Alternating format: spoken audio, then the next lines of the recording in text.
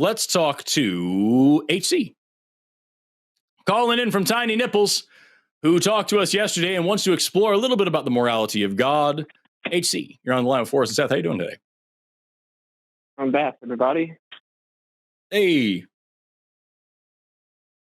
All right. Hello, Seth. This is Edison name. I'm Seth. Nice to meet you. What's on your mind? Let's go. Nice to meet you. All right. So, Seth, do you think the God of the Bible is moral?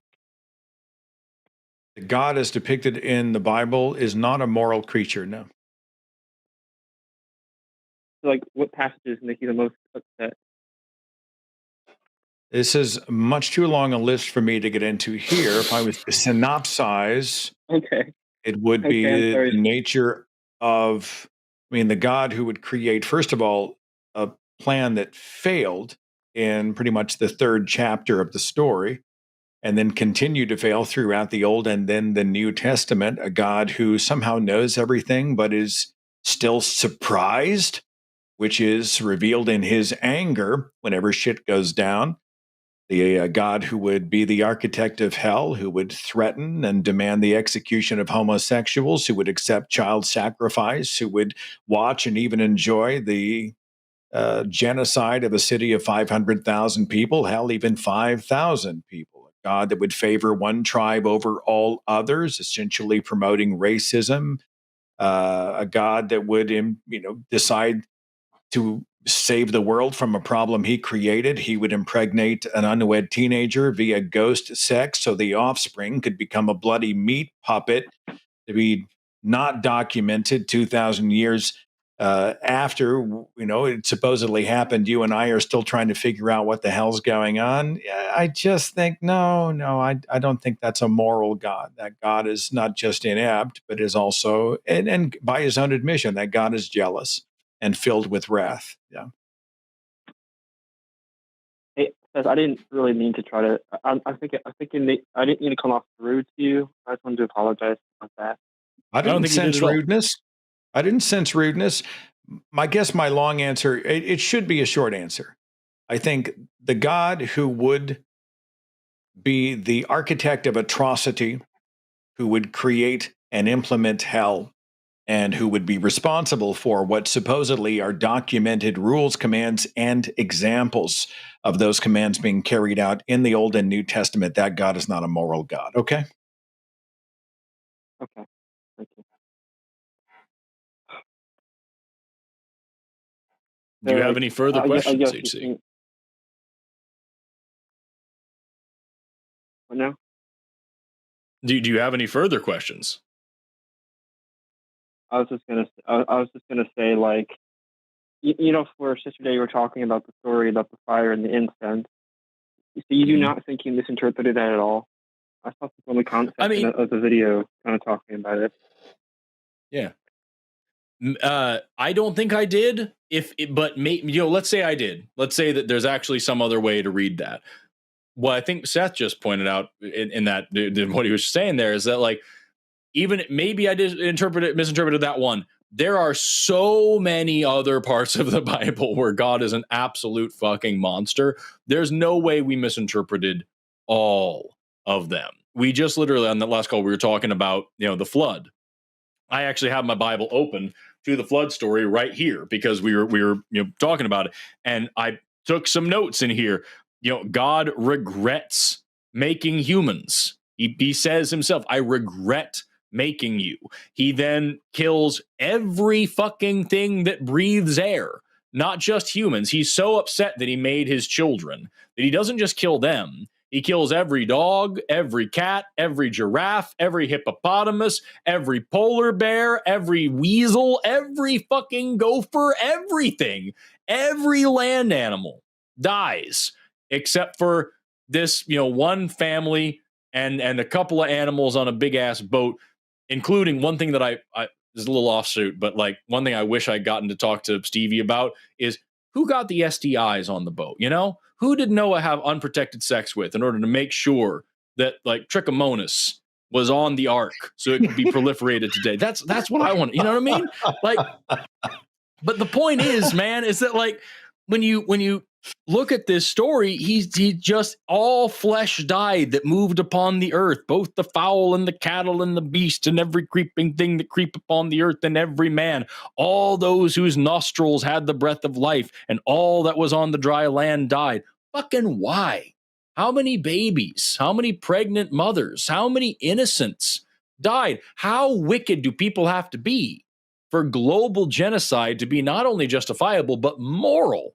Because this God is supposedly the most moral thing in the universe.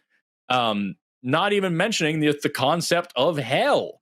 What is this God, no matter what he's done here on earth? What is this God but unbelievably and reprehensibly and irredeemably evil if he would torture you for all eternity simply for not believing that he's real? So, yeah, maybe I got that one story wrong. I don't think that I did.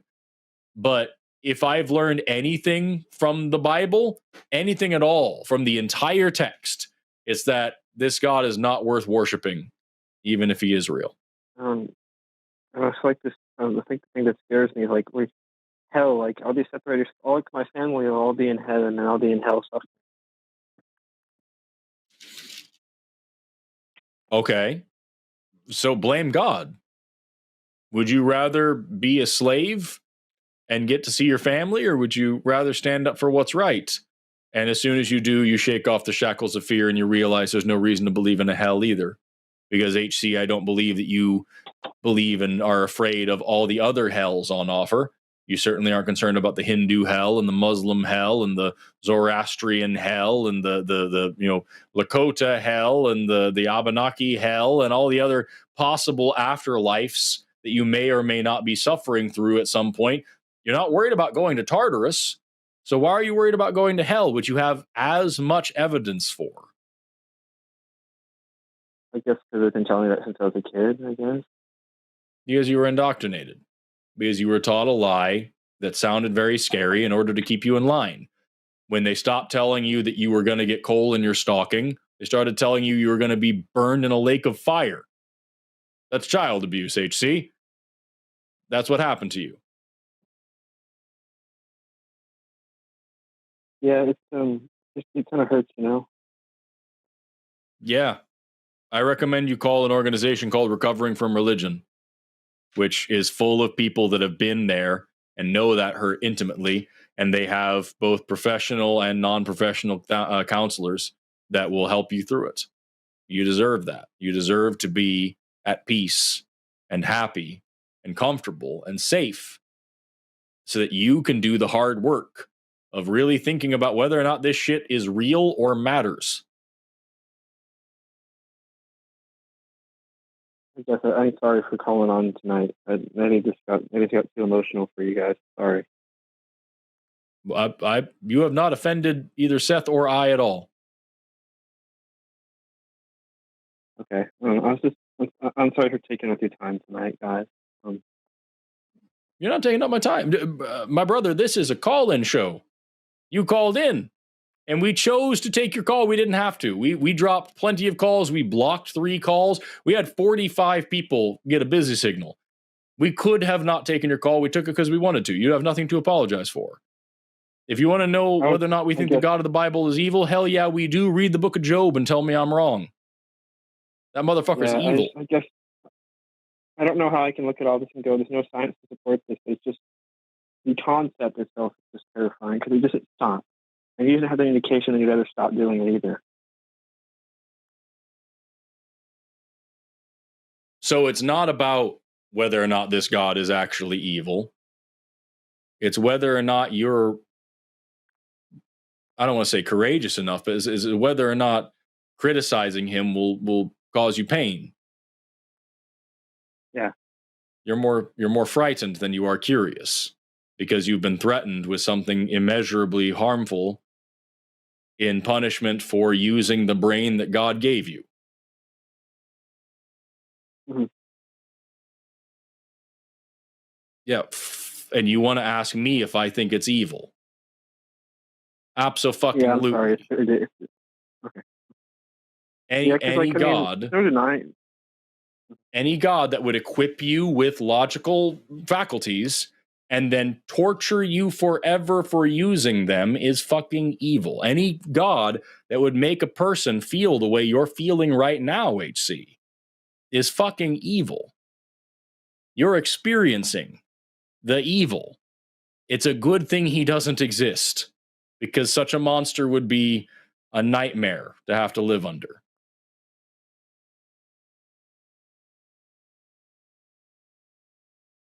I guess thanks for talking to me, guys. I'm sorry for I wasted your time. Kind of stupid question. I don't think you wasted my time at all. I just found you kind of comforting after yesterday. I just had a question. I was just going to ask you what you thought about hell. Seth, what do you think about hell? Hell is a mechanism for control. Hell is a tool called fear. Hell is supposed to keep us from asking questions, from tapping on the glass, from thinking for ourselves. And if hell scares you, and it once scared me, one of the antidotes to that is, actually there are two, I think. One is begin to learn the history of hell, the different versions of paradise and pain and other mythologies, and see how they have been used and see who's been plagiarized from who. And then find people who have overcome their own fear of hell and talk to them. There is strength in that, and they will help to encourage you that if God exists and that God was moral, that God would have never come up with a torture chamber in the first place. There's no reason to be tethered to it. And the more we begin to understand how hell has been weaponized to control the population, to indoctrinate and brainwash and really squash the minds of impressionable and vulnerable human beings, especially children, we understand that it's a weapon in that way. It kind of takes some of the power out of it. So keep asking the questions, keep discovering what mythologies have to say about heavens and hells, and keep kicking out there, okay? All right, guys. Thanks for having me on. Thanks for calling. Appreciate you. HC, you are not a waste of time. Do not ever apologize or feel bad about reaching out with questions and help, especially on a show like this where we invite that sort of thing. I encourage you to call back anytime I'm hosting and ask more questions. I would love to talk to you. All right, man. Thanks. Have a good rest of the night. Thanks. You too. Take care. Like that verse out of Matthew 25, God says, "Depart from me, you who are squanched, into a lake of everlasting fire and damnation." It really does. It's a sobering verse. To be squanched by the Almighty is not a good thing, but we know it's bogus and it's fake, and there's no reason to be afraid of it. It's the monster in the closet, and there's no reason to be controlled by it anymore. Squanching isn't fake. Squanching is real and serious, and we need to educate people. But like the fire thing, yeah, for sure. I'm Googling squanching. You start with the super chats, or hang on. Squanch. A simulator for quantum networks. I don't think this is a word. I don't think it's. Oh, wait. Rick and Morty? Eric, do you want to learn how to Mongolian throat sing? Check this out. No, try. No, keep that shit to yourself. Don't hear it. Anyway, thanks for watching that clip. Patreon.com/calltheline is where you could support us. And maybe you should subscribe and like the video, because it was a killer video. Or maybe it wasn't. Was it a Forrest video? If this was a Forrest video, you don't have to click like. If it was an Eric video, go ahead and click dislike.